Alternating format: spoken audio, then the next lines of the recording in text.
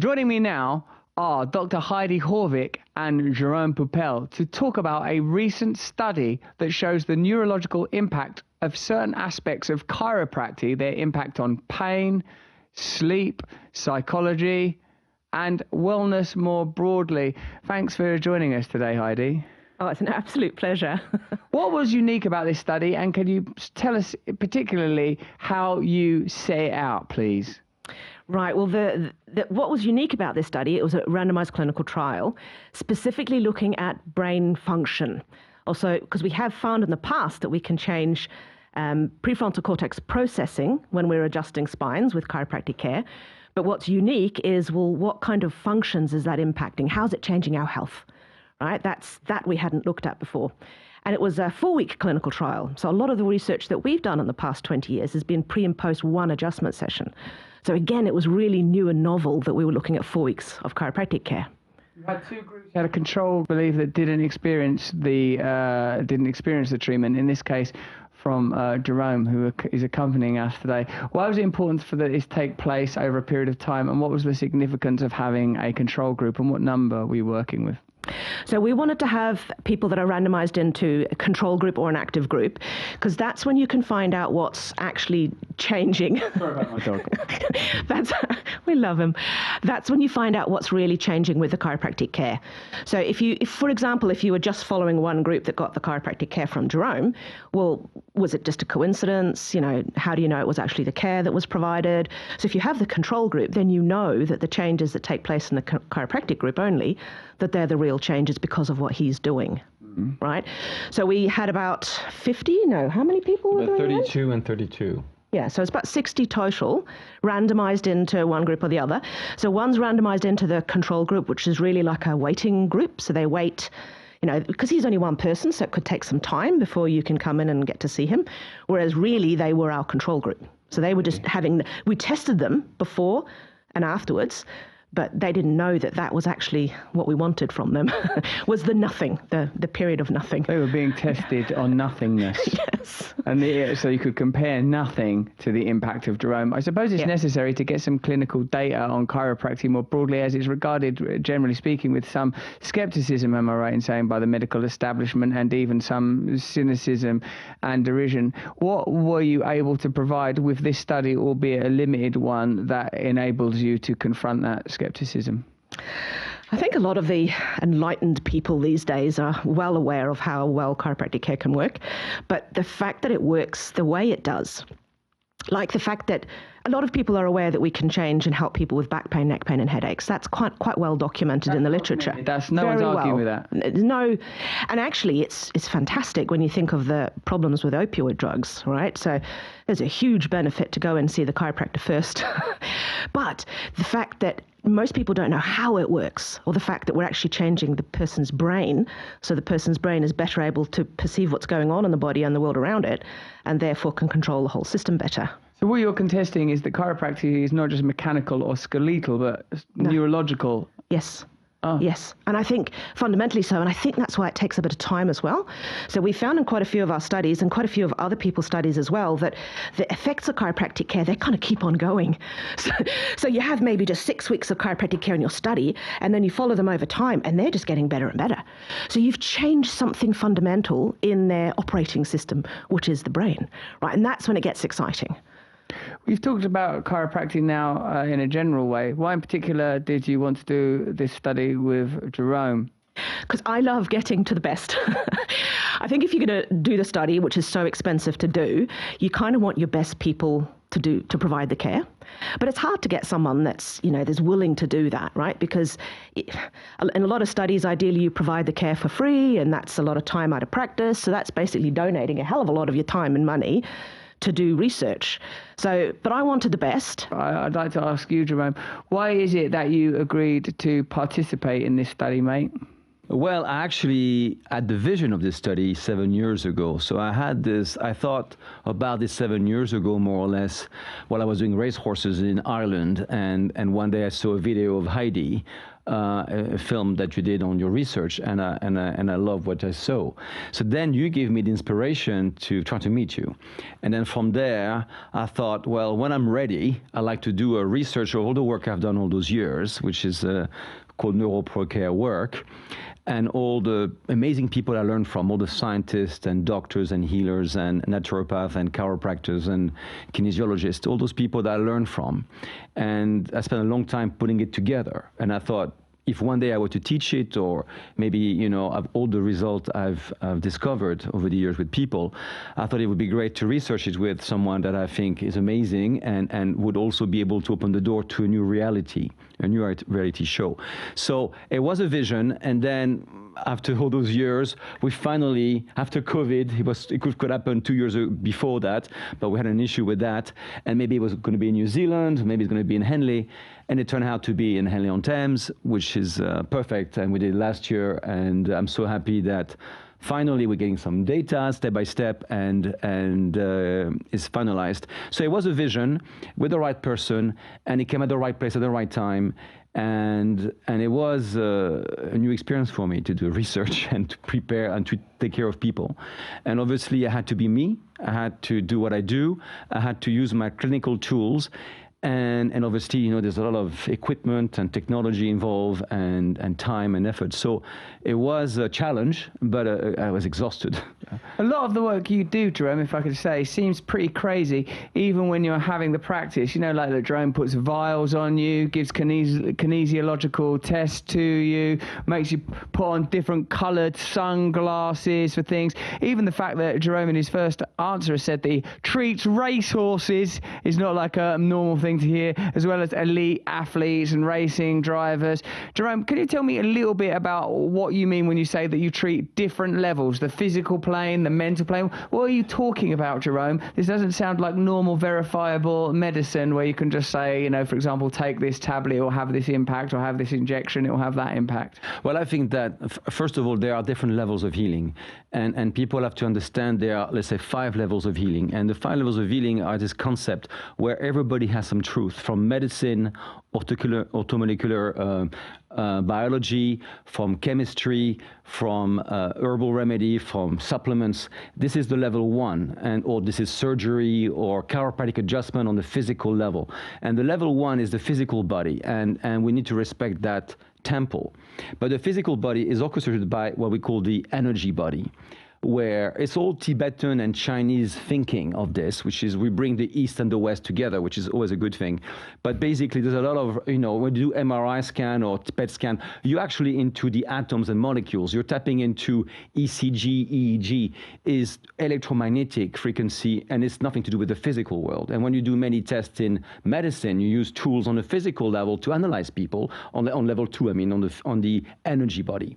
And the energy body is where there is a software that regulates the physical body.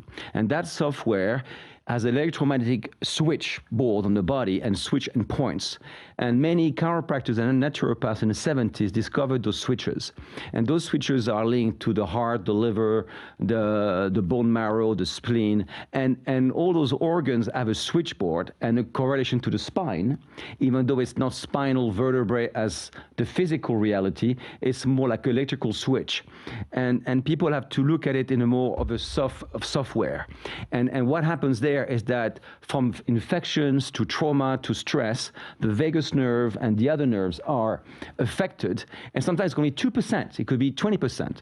Above 40% of fault function, you could start having pathological changes in the blood, or in the normal blood test, or the X-ray or test that we do in the physical reality. So there's a 40% gray area where people are not right, and the body is not healing properly or functioning properly, and people don't know something is not really working well, but it's hard for the doctor sometimes to find out what's wrong with them because it doesn't show up on the blood test.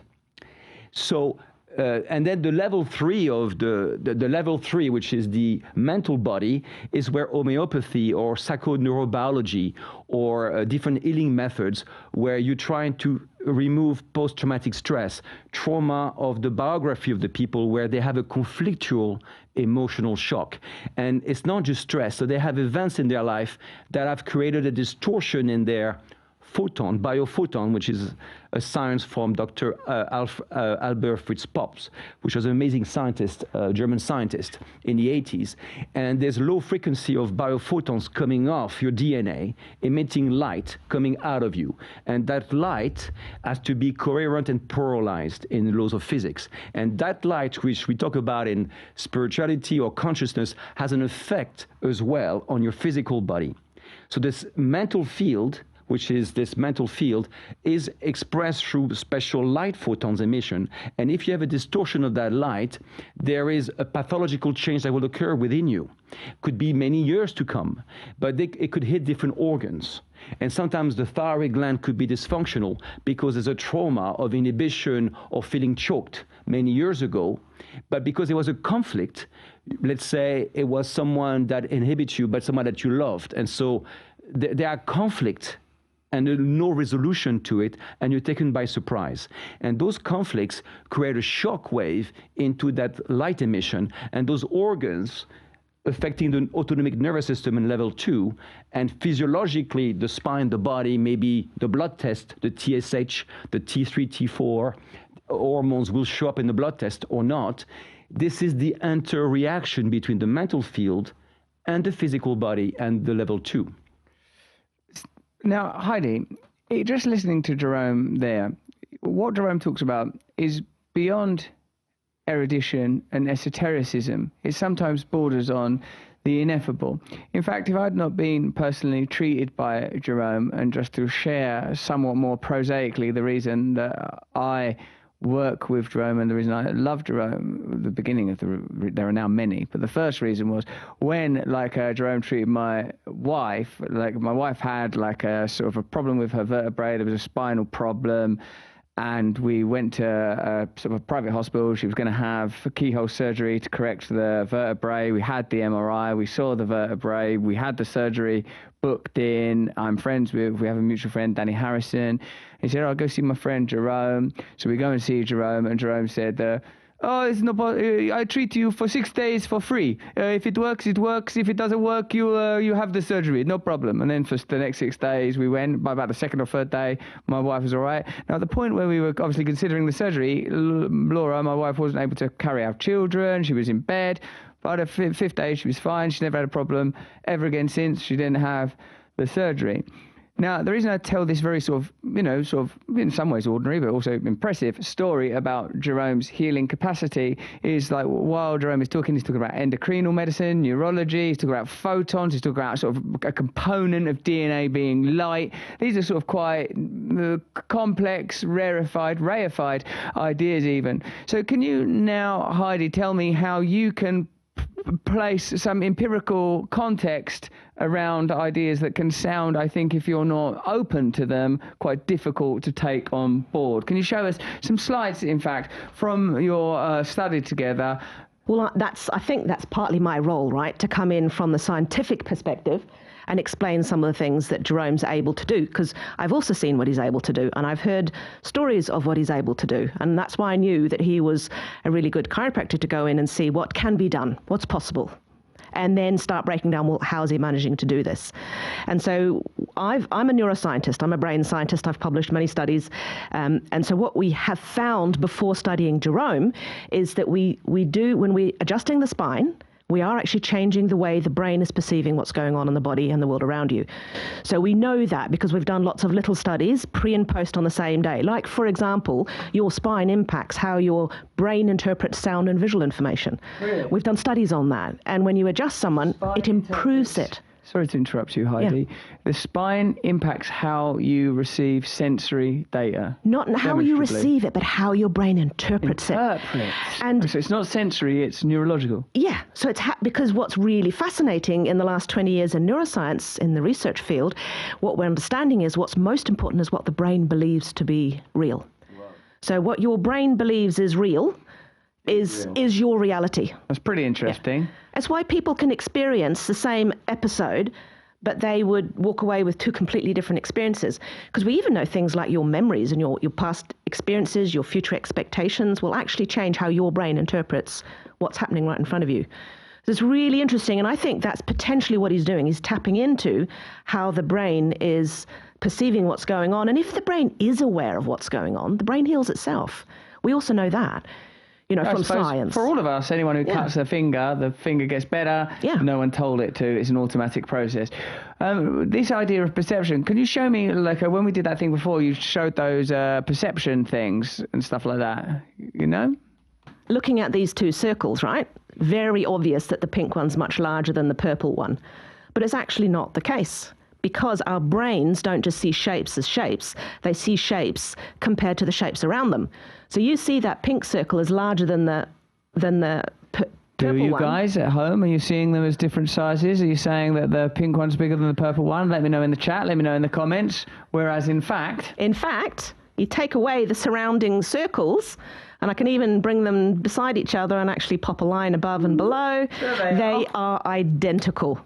So, and there's another one. I really like the checker square illusion by Alderson. Again, looking at square A and B, A is definitely darker than B, right? Yeah.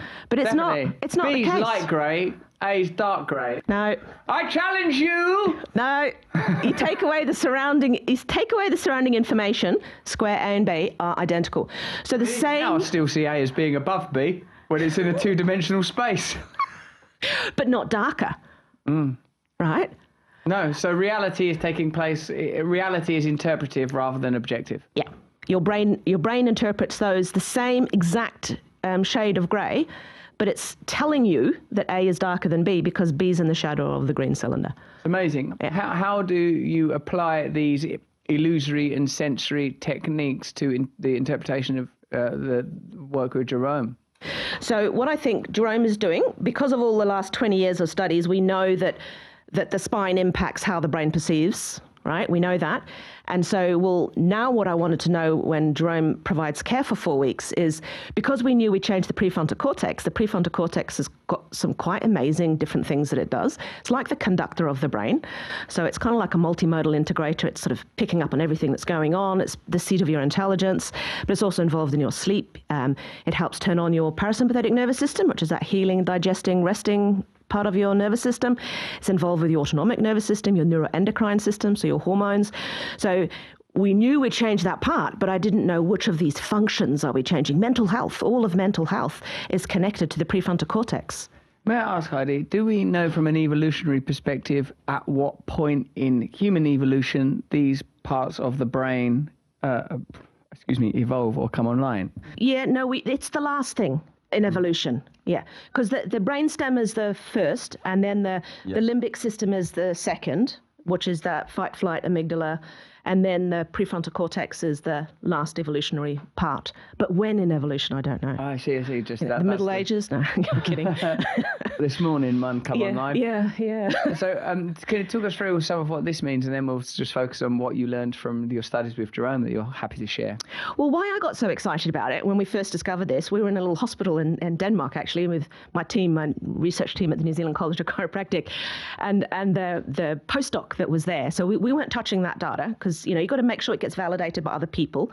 So this was a postdoc, Dina Lalick. She was doing all the analysis. She goes, "You're changing the prefrontal cortex." So when that was me adjusting the patients at the time, and I got really excited, because we used to think in the old days with chiropractic care that you're relieving pressure off squash nerve roots. We know that that's not the case. And now all of a sudden we've got an explanation, because that prefrontal cortex is partly responsible. It's just right behind your forehead. It's partly responsible for how we feel pain. And that's one thing that everybody knows. Chiropractic care helps with pain, right? And so it might not be that you're fixing anything physically, other than changing the communication between the spine and the brain, and all of a sudden the brain's deciding to turn down those feelings of pain. Or it's decided that, hey, there's no problem, I can actually turn it off. And that's where you can have those adjustments, and all of a sudden it's all gone, right? Maybe like what your wife had, it's just gone. Yeah. Yeah, I mean, how can you do that? If you've actually got an inflammatory process that's causing the pain neurons to fire off, you can't magically turn it off. Well, you can, if you can get through to the brain. And this is one of the key parts of that brain. That part of the brain too, the prefrontal cortex, is also involved in every movement you make all day, every day. Yeah. And that's another thing, Jerome takes care of a lot of sports people, because that precise control and movement and reactions are so important. But this is also the seat of your intelligence. So this is literally your executive functions, your ability to think rationally, to pay attention, to ignore all the things that are distracting and just focusing on what you need to focus in on. That's also the prefrontal cortex. It's also emotional control, which is really, really interesting. So all of mental health is usually linked to a dysfunction in the prefrontal cortex because it normally controls your emotions, controls the limbic system. And I keep flapping. There's a psychologist that's done a video about that. So what, like, for example, if there's a lack of dopamine or a lack of serotonin, there is a relationship between the prefrontal cortexes and these endocrinal responses. If you've got the dysfunction, yeah. What the best way to think about the prefrontal cortex is it's inhibitory. So it's like your adult you that comes in and just inhibits your child you that wants to throw temper tantrums. Right, so kids haven't actually developed their prefrontal cortex. Yeah, so they're running around with temper tantrums, all the emotional outbursts. And stress, interestingly enough, turns off the prefrontal cortex. So you've seen people in shock or they've experienced something really traumatic. Yes. Your prefrontal cortex goes offline, and you go straight into your emotional limbic lobe. Sometimes I wonder if the culture is trying to shut down the prefrontal cortex and keep us in a state of continual desire and fear. Yeah, because fear turns it off. I wondered. Yeah. So can you show us then some of the things that were impressive about this, the data that you gained from Jerome that you're happy to share? So with Jerome, we did a randomized control trial. There we go. We had 32 and 35 people randomly allocated into the different groups. It was here in the UK in Henley. Convenient sampling, people between 18 and 60 years. What we did do is we recorded whole head EEG. So we've got a cap all over their head, and we're recording their EEG. When we do that, we can also calculate where in the brain the change is taking place. We can record the brain waves, the frequencies that how the brain talks to itself and within itself. And we can also record what's called functional connectivity. So you can actually start to see what parts of the brain are talking to each other. And what we're then looking at is what happens to the people that Jerome took care of minus the control group, and then pre versus post. And that's what we ended up with, looking at what changed and what changed when Jerome does his thing compared to the controls. Because that's what I'm interested in, right? What is it that he's doing? We want to measure the effects of Jerome. Yeah. We can all speculate what the effects of Jerome is. Many of us are deeply concerned. But what does science say? Well, we also gave everybody Fitbits, because with the Fitbits you can actually measure their movement that they're doing every day, their heart rate, the heart rate variability. We can also measure their sleep phases. So what was really, really interesting, there was quite a few findings that we got from the study with Jerome. First and foremost, the group that got Jerome's care, they felt better. They had less fatigue, which is interesting because we haven't found that before, not that I've seen in the literature anyway. And they increased their sleep in the light sleep and the rapid eye movement sleep, which was really fascinating. And then most interesting to me is the brain changes. They also had significantly less depression, and I thought that was very interesting. There was a trend to an improvement in anxiety as well, and that's not something that's been studied very much with chiropractic. How are you measuring that they're less anxious? Questionnaires. So they're telling us themselves. Compared to the control. Yeah, and they're answering questionnaires. In the past month, how have you felt? And they ask many questions, and you fill them in. And that's what showed up, that they were physically feeling better, they've improved quality of life, they were less fatigued, they were significantly less depressed, and there was a trend to an improvement in anxiety as well. So we know that they felt better, right? That's kind of cool. And of course, they had less pain. Shouldn't forget that one, even though that's, well documented.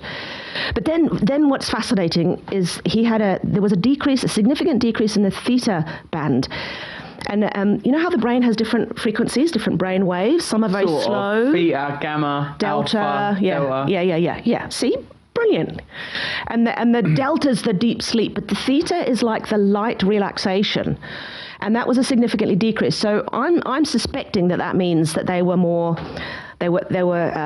feeling better afterwards, especially if there's a reduction in stress and anxiety. So that shift, they're almost like their brain is more alert than it was before the adjustments. That was just pre and post. But these aren't usually easy things to shift, which is why I got excited about it. But, we also had some almost changes in several of the other ones, which also blew my mind away, because again, these aren't things that normally change. And especially the gamma one, that one fascinates me, because one thing you often do see, and I know Jerome can speak to this, is people change in their decision-making afterwards, which makes sense with the prefrontal cortex, which that's part of your thinking, problem-solving brain.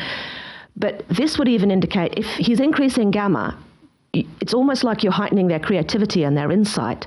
So maybe they are becoming so self-aware that they're able to make, better choices. But again, this is what we need to look into further. I'm hypothesizing here. Yes, because the function of gamma is not something that's absolutely verifiable, is it? Yes, it is. But I wouldn't expect to get changes in gamma, because gamma is when you're right intensely involved in something. Like when you're in your flow, when you're doing your thing, you're probably going into gamma. Oh, cool. I like it there. But these guys... I live for that. I know you do. But these guys were just sitting there being recorded. And they had more gamma. I'm like, well, hang on a minute. How has that happened? So I've been looking into this, which fascinating. So then we had the changes in sleep, which was really, really cool, because again, if Jerome is able to tap into the parasympathetic nervous system, which is what we're suspecting is happening, then they should be able to relax more. So they should get into more light sleep. And the REM sleep is really, really interesting, because that's usually the body is dealing with something, it's changing. And I suspect that Jerome's got these people into a state where they are changing things quite dramatically. But the most exciting things were the changes within the brain. So the communication between different parts of the brain.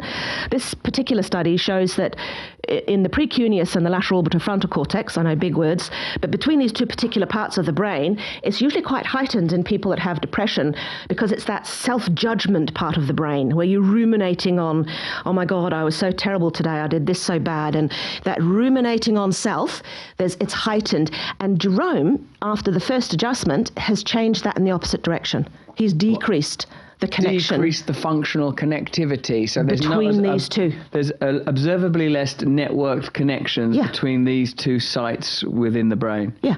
And that can explain why these people have got that significant decrease in their depression symptoms afterwards. What I reckon is happening is that Jerome is able to remove obstructions and impediments to whatever the source is that it undergirds material processes. There is that which is observable medically and technologically, but this amounts to symptomatic data, and that Jerome is interacting with sort of deeper phenomena. Does that chime, Jerome, with what you feel that you're doing with your work, that you're interacting with deep systems? I think that I'm just trying to open a system and release the defense mechanism of the body, the defense physiology, with my clinical skills. And the outcome is beyond me. And so you know more about the outcome than for me. I'm looking at how I open that defense mechanism that is in the body through the 5 levels of healing. And I think that I'm only focused on that. So to answer your question, I don't know. I just know that if you do that, there's a multiple capacity of healing and regeneration and transformation, because it's a common understanding that if you unlock the defense system, there's going to be a greater good outcome. You're tapping into some really cool areas of the brain, and I think that's really neat, because you can actually explain, based on the areas of the brain that he's changing, why he could be possibly getting the results. And that's new, Russell. We haven't known before. It's an interesting area for future study. Jerome, does it make any difference to you whether you're treating a human being or a horse? Does it make any difference? Yes, first of all, I would be scared of the horse. I'm not so scared of people, just because obviously the horse are big animals, and you have to know how to handle them or be next to them, but they are very lovely and they're very caring horses anyway. But what I'm saying is, yes, it's a whole different ball game, but it's the same whether it's a dog or a horse or a human being or a baby that cannot speak. You can actually test things and have information on the subconscious aspect of that being. And so there is a common being interaction, meaning with light emission and nervous system conduction. I think we are on this planet with this emanation of light. And this light theory of biology is the key factor. It's going to be an interesting thing to learn more about Jerome as we continue these conversations. Dr. Heidi, thank you very much for joining us. Good luck with your study and publication and future clinical trials that I'm sure you'll undertake. Jerome, thanks for joining us today. Thanks both of you. Thank you. Cheers. Thanks very much. If you want a copy of Reality Check, you can go to www.drheidi.net/ebook to learn more about her work. Stay free with Russell Brand. See it first on Rumble.